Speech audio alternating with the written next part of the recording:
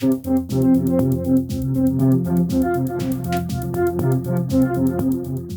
everybody. It's Elizabeth from Elpis Astrology at elpisastrology.com. Happy holidays if you celebrate in December to everyone.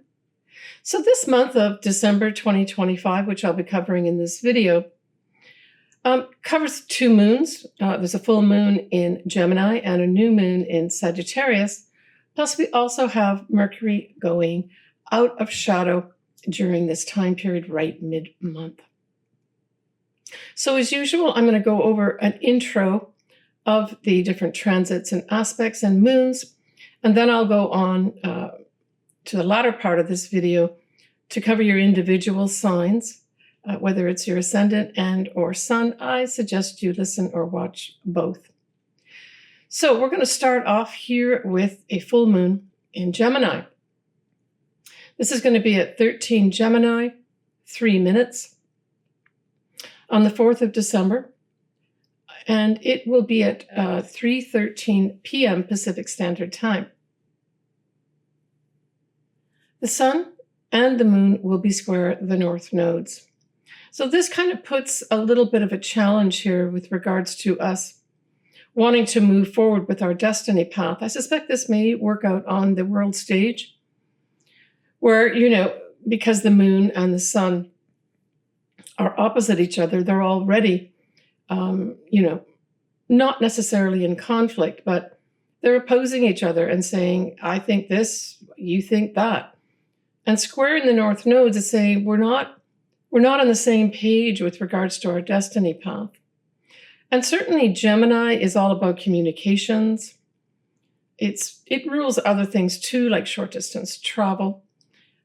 But generally speaking, I'm going to say that whatever communications are being put out, especially on the world stage, they're not dovetailing with each of the separate parties.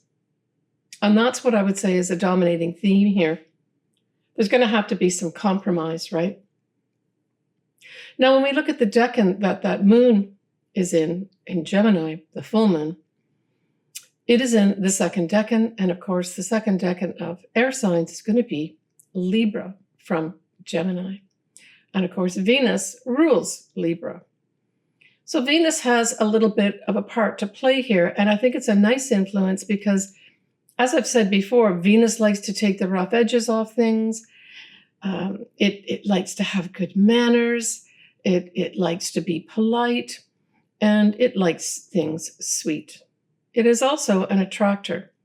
So to me, this is saying, again, on that world stage, this Venus can make things nicer. So it's like, yeah, we're not agreeing here on things. And maybe it's contracts. Maybe at a personal level, it's contracts. But that Venus is going to say, we can compromise. Let's compromise here. Let's talk about it. Let's add a little bit of sweetness. Let's respect each other. And certainly Gemini is what's called a mutable sign, just as Sagittarius is mutable. So it kind of sets up the whole month of at least potential for cooperation or changing your mind. Now, we have Mercury in Scorpio. It will be widely trining Jupiter in Cancer. And that's actually really nice too. Now, we do have Mercury that is going direct now. It's not out of shadow yet at this full moon, but it is moving forward. And I think trining Jupiter, here I think Jupiter is going to be expanding whatever message that Mercury is bringing at that full moon. And it could be secrets because Mercury is in Scorpio. Scorpio is the natural detective.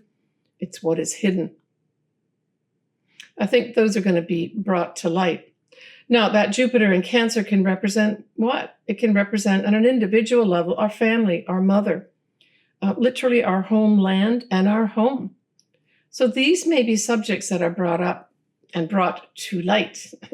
Out of the darkness comes that candle lighting things up.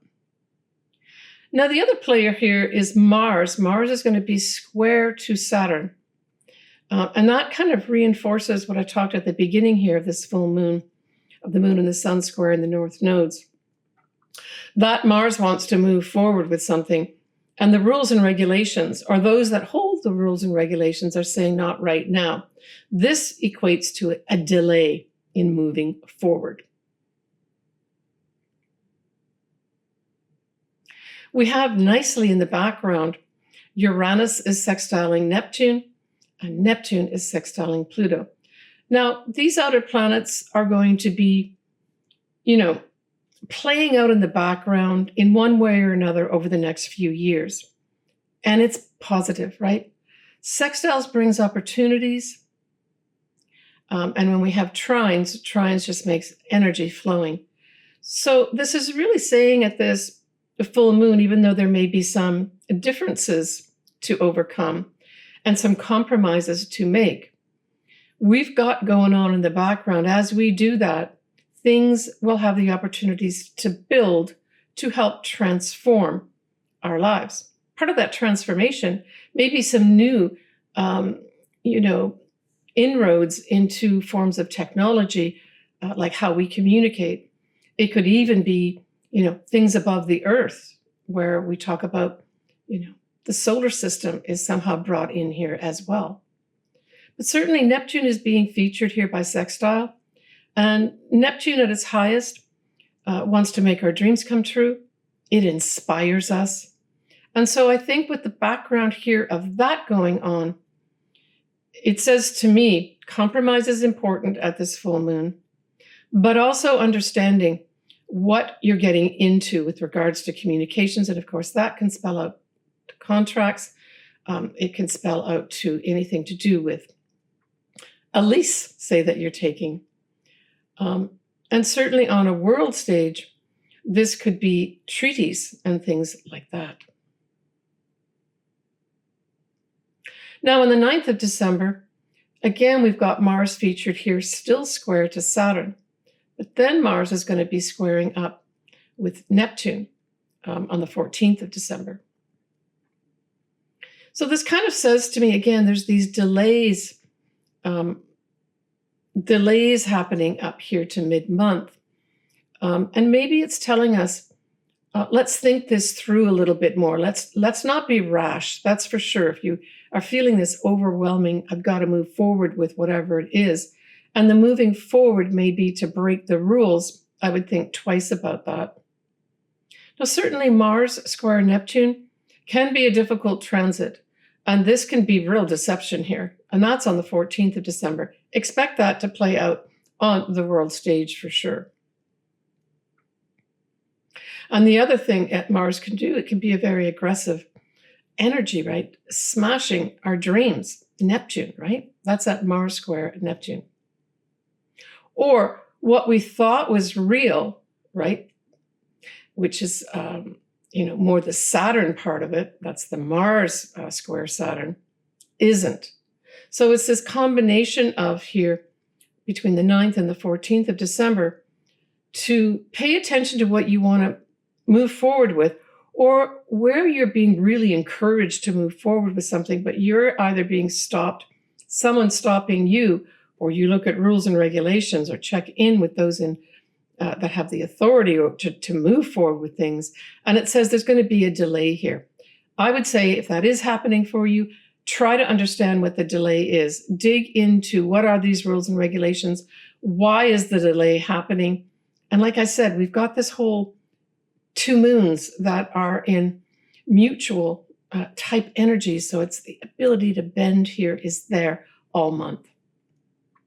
When we come up to the 16th of December, well, that is when Mercury is officially out of shadow. And that's going to be at 6 Sagittarius, 49 minutes, at 7:13 p.m. Pacific Standard Time. Now, what's nice in this is that we're going to have a grand trine. And the grand trine is with the moon, which is at 23 Scorpio, with 23 Cancer is going to be the Jupiter part of it. And then that is going to be trining Saturn, which is in Pisces. So this says grand trine in water signs. So certainly this is an emotional time, the 16th of December. But it's also a time when I feel that we're going to literally be feeling things. And I think this feeling is going to be an optimism. And I refer to optimism because this Mercury is going out of shadow at 6 degrees of Sagittarius. Sagittarius is a very optimistic sign. So I feel here that this is a good feeling time once we have this Mercury now out of shadow with that grand trine in water. The only thing is that, we can be a little too emotional. But this is a trine, a grand trine. And so it is free-flowing energy, beautiful energy here. When we look at the 19th of December, well, we've got that new moon in Sagittarius. 28 Sagittarius, 25 minutes. And it is at 5:44 p.m. Pacific Standard Time. And it will be conjuncting Mars, which will be out of sign and will be at 3 degrees of Capricorn. So this is just adding a lot of energy. But, Mars in Capricorn can be considered energy, not, wow, let's move forward with this. So I think that Mars can temper any extreme optimism that some people might have, or a wish to, say, take a big risk. That Mars is going to weigh it up for you and say, is this the right time to do that? Have you, dotted your I's and crossed your T's? The ruler of this sign, of course, is Jupiter, because Jupiter rules Sagittarius. And at this time, Jupiter will be providing, it's a wide trine with Saturn that's still in Pisces. So that's a beautiful energy here. It's expanding the ability to put new rules in place, to maybe remove some things that were holding you back. That's also Saturn. And the square that we have that's happening with Saturn is going to be with Venus.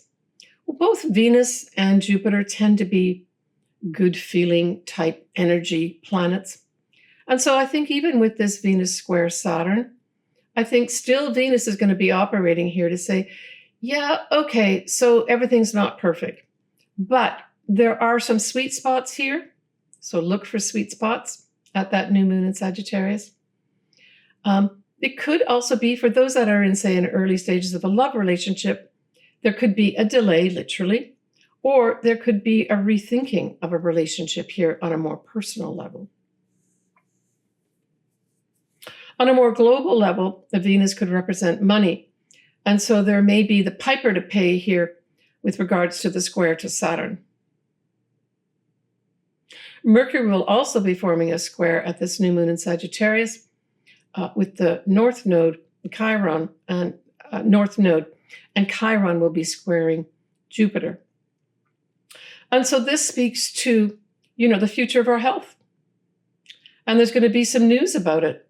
And this news may actually involve, foreign people and foreign things, more than just our own country, right? Yeah. Now, this new moon in Sagittarius is in a fire sign. So we look at what decan is it in. It is in the third decan. The third decan starts at what? 20 degrees. And the third decan is ruled by Leo, which is also a fire sign, of course. And that fire sign of Leo is ruled by the sun. And I really thought, and also at this time, obviously the sun is in Sagittarius along with the moon. So this says to me, this is a very optimistic overall new moon in Sagittarius. But I think also with that whole Leo influence and the sun ruling Leo, it says to me that some probably man of importance is going to be rising here and bringing us big optimism, maybe even more than one man. Now, this is, of course, Sagittarius or Sagittarius ascendant. This is your new moon of the year. So happy new year to you, Sagittarius. I saw this really as an overall, except for a few squeaks here and there, paying attention to, rules, regulations.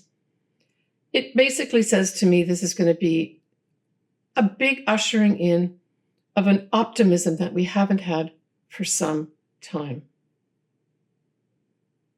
On the 21st of December, we're going to have Venus in Sagittarius squaring Saturn. Now, we talked about that already. I don't see this as a really negative thing. I think it's just saying, on a personal level, this is just saying, hold your horses. Just look carefully at what? Look carefully at spending money. This is just before Christmas for some people. Look carefully with regards to maybe a love situation that you're in.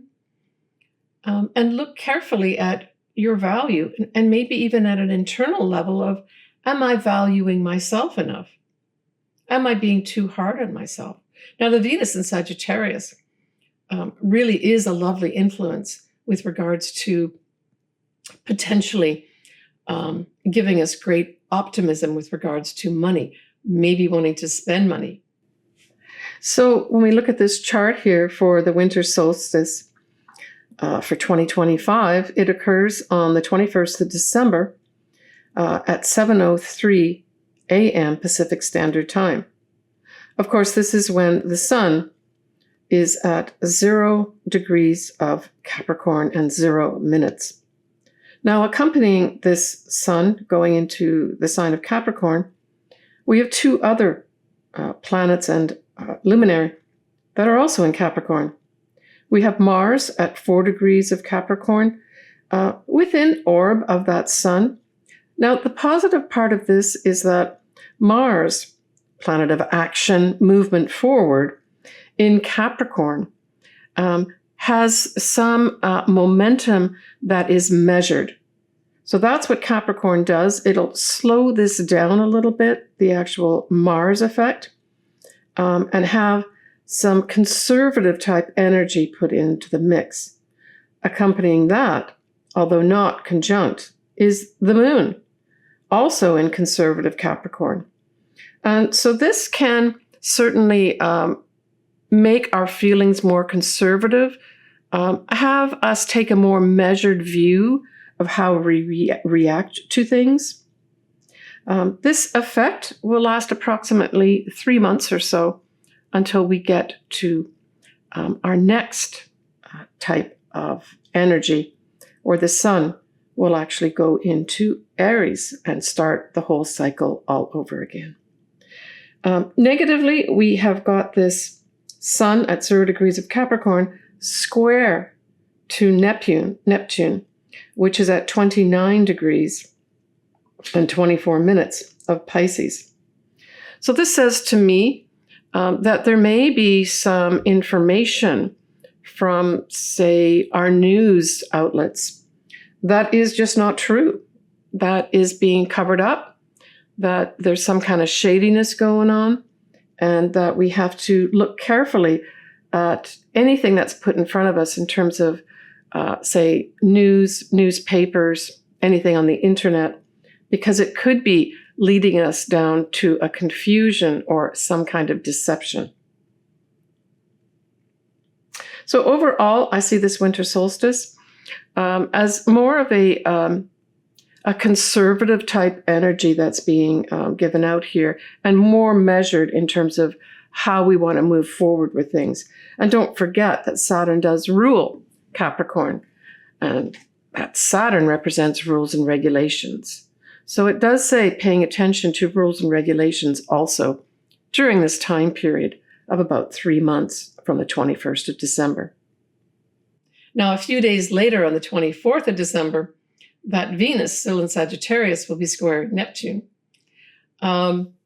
It could have us saying, gee, I really want to, be inspired by some maybe sparkly bauble of some sort, but you don't have the money there. So I guess if you're listening to this early on, say in November when I'm making this, there is a little bit of a cautionary tale with regards to money, generally speaking, and being careful about spending it wisely. I guess that's just the overall thing. So, hey, look at what money you have. Look at what money you have in December and how you're going to spend it. That's how I would take those squares with Venus, by the way. Now, the 25th of December, and for some folks, that is going to be Christmas Day, we have Mercury that is going to be an optimistic Sagittarius. But we're also going to have a big influence of Capricorn.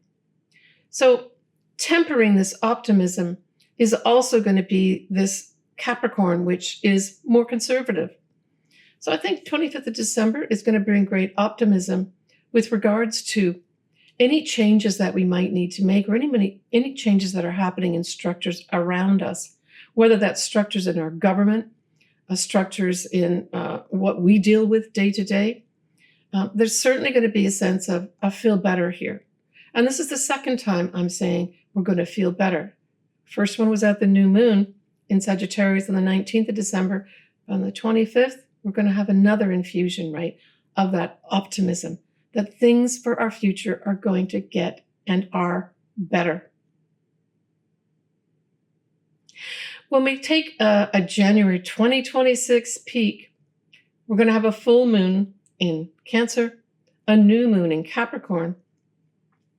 And what's interesting to me is that we're going to have this interesting setup where 0 degrees of Aquarius and 3 degrees of Aquarius are going to be featured with regards to the interpersonal planets. I'll talk about that more in January, but the latter half of January 2026 could have some really big breakthrough energy, because Aquarius, of course, is about freedom seeking. It's all about humanitarian things, but it's all supportive here. And so there could be some big turnaround the latter half of January. Talk about that more next month. And we're also going to have, at that time in January, Neptune will officially go for some years into Aries, another big shift, right?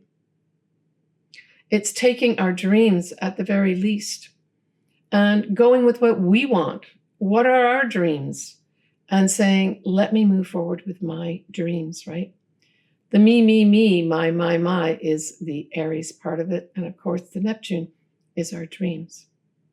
So let's move on now to the individual sun signs and or ascendants. As I mentioned, I would look or listen to rather, or watch for both.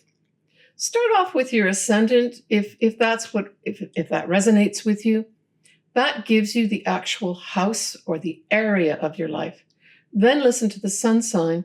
That just gives you a little bit more information with regards to maybe some of the more details. The sun is the most important thing in any chart. So Scorpio,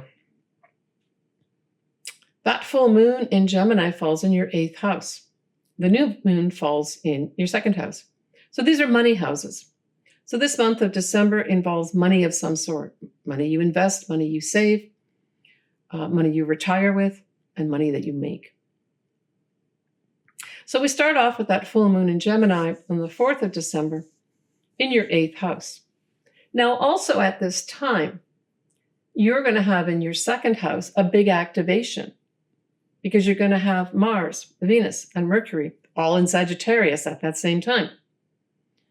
So there's going to be a lot of activity with regards to you making money, maybe even making money in a new job. This full moon, though, is going to activate the 8th house itself. But remember, at a full moon, the moon is going to be in one house and the sun is going to be in the other. So the moon will be in your 8th house, featuring your 8th house, but there's going to be big activity in your 2nd house because the sun is going to be there. So there's some connection with regards to the job that you do. Your value is probably going to go up, the money that you make. And this could be you doing a lot of negotiation for a new job, for new money. This could also have you on a more superficial level the first 2 weeks, buying more possessions. But your value could be going up here, Scorpio, and you could be making more money, just generally speaking. Let's get back to this full moon. So the full moon highlighting the 8th house, when I looked at this, I said some kind of communications or information is going to come in regarding Scorpio's investments, Scorpio's mortgage, Scorpio's credit cards. Now, the full moon suggests that maybe you need to take a close look at how you're spending your money on credit cards, and that maybe you need to set up a plan. This would be the time to do it. That's the 4th of December. With all the activity in your other house, your second house of where you make money, this could just be having a lot of activity of you looking at, well, how much money do I really have? And how can I leverage that money to pay off some of my credit cards? I'm just saying this as a for instance. But there may be some Scorpios that decide to retire at this time. And you pull that trigger of the 8th house. The 8th house is where you hold your 401ks, your investments, all your retirement type things are going to be 8th house. And so that could be it for some Scorpios. For other Scorpios, you may decide that I'm going to cash in some of my investments here for whatever reason. Maybe you want to go on a trip towards the latter part of December with your family and or friends. And you say, you know what, I'm going to cash in some of this money. And that's what you decide to do at the full moon. You communicate, that's the Gemini part, with wherever your investments are being held, that's saying you want to cash these in and bring them into your bank account to use. Now, the other thing that full moon in Gemini can light up is your psychological self. And so there could be some Scorpios deciding, even though it's a full moon, that you need to do something about your psychological self.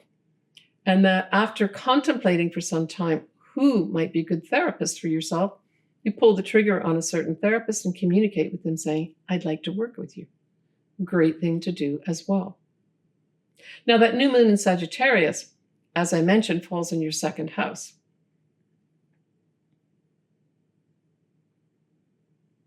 And that 2nd house suggests that you may start a new job here.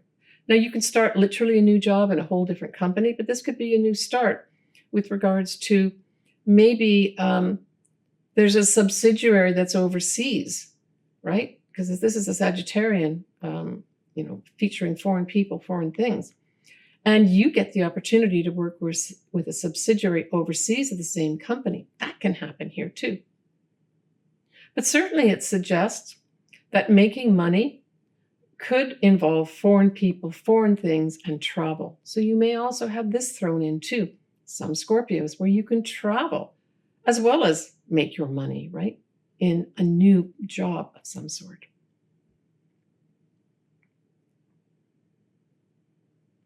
Yeah, and I mean, supporting you for the first week of December, Mercury, which as we know is going direct now, is going to be between 20 and 28 degrees of Scorpio.